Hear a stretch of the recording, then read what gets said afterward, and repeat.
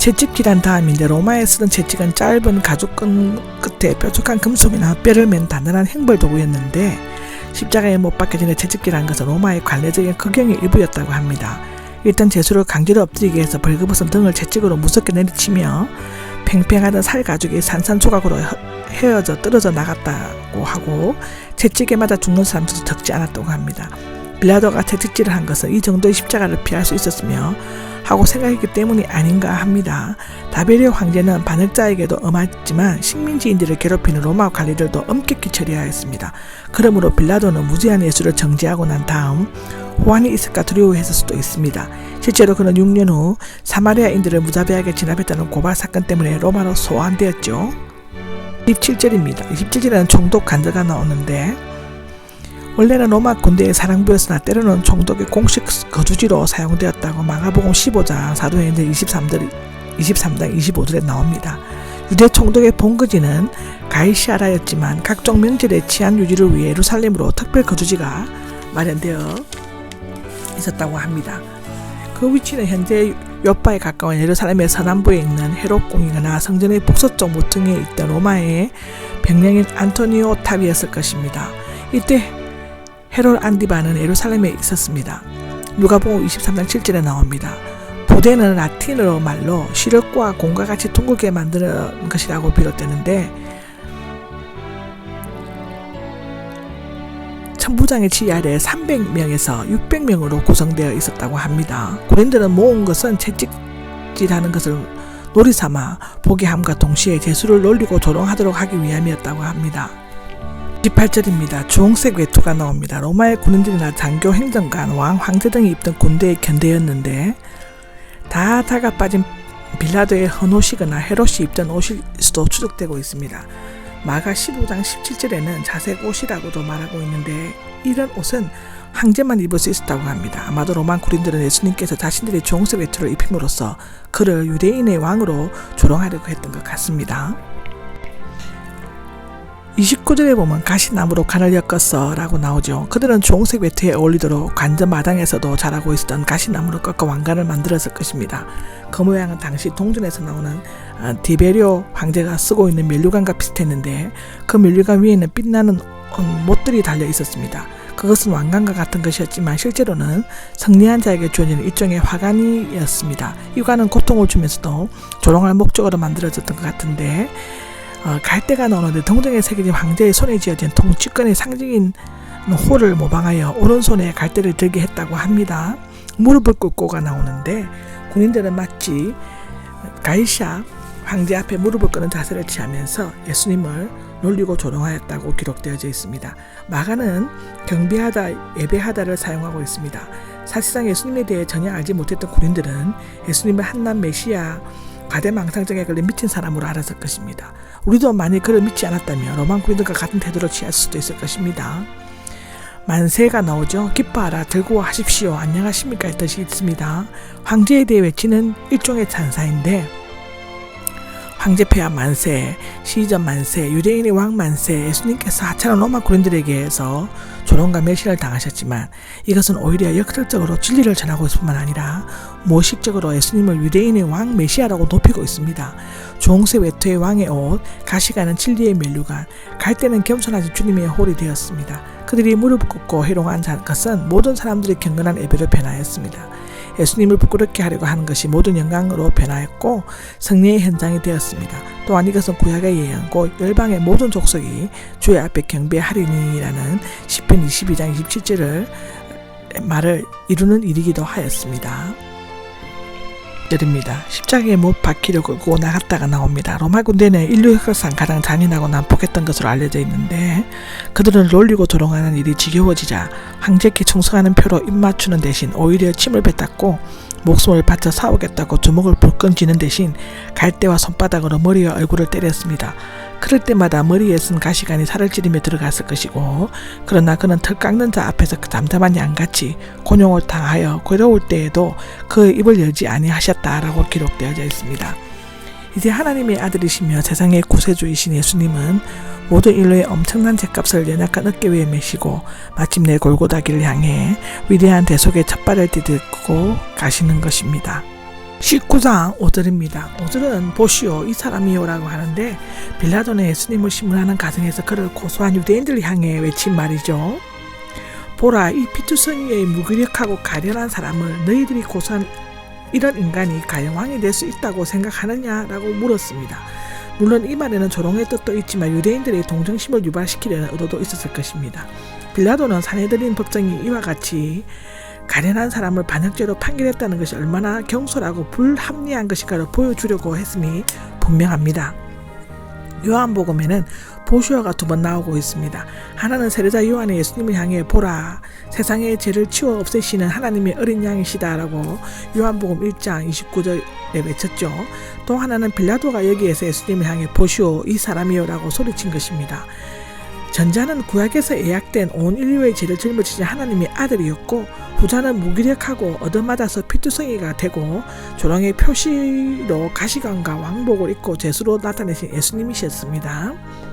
특히 정간사는 예수님의 독특성과 위험성을 나타낸다고 볼 수 있는데 보시오인데 여기에 그 사람 곧 인자 곧 예언자들이 예언한 뛰어난 사람을 빌라도가 무의식적으로 외친 이 한마디의 말이 인류 역사에서 가장 위대한 인물을 가리키고 있다는 것을 그 누구도 상상하지 못했을 것입니다. 7절에는 그 율법에 의한 면이 나오는데 유대인들은 빌라도가 자신들의 고소 내용에 대해 3번이나 아무런 죄를도 찾지 못했다라고 말하자 또다시 율법의 조항을 내세웠습니다. 즉 여호와의 이름을 해방하면 그를 죽여야 한다라고 하는 것인데 레위기 24장 16절에도 나와 있습니다. 이제 그들은 예수님이 유대인의 왕이라고 주장함으로써 로마에 반역하고 있다고 하는 정치적인 고소를 취하하고 그 대신에 예수님이 자신을 하나님의 아들이라고 말함으로써 모독죄를 지었다는 새로운 고소 내용을 제시하였죠. 8절에 보면 이 말을 듣고 더욱 두려워했단데 지금까지 계속 예수님의 무죄를 주장해오던 빌라도는 하나님의 아들이라는 말을 듣자 더욱 두려워하였습니다.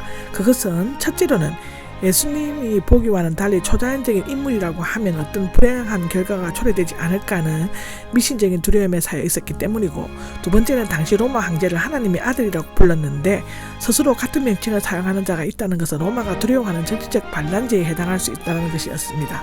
이미 그는 아내의 꿈 이야기와 예수님의 위험 있는 태도와 침묵 때문에 두려움을 느끼고 있었습니다. 9절에는 당신은 도대체 어디서 왔소? 라고 하는 질문을 하는데 이제 그는 예수님이 어디에서 왔는가를 아는 것이 급선무가 되었습니다. 그는 이미 예수님이 유대인이고 갈릴리 사람이라는 것을 알고 있었으므로 이제는 그가 보통 인간인지 아니면 신적 기원을 가진 자인지 알고 싶어 했습니다. 예수님께서는 아무런 대답도 하지 않으셨습니다.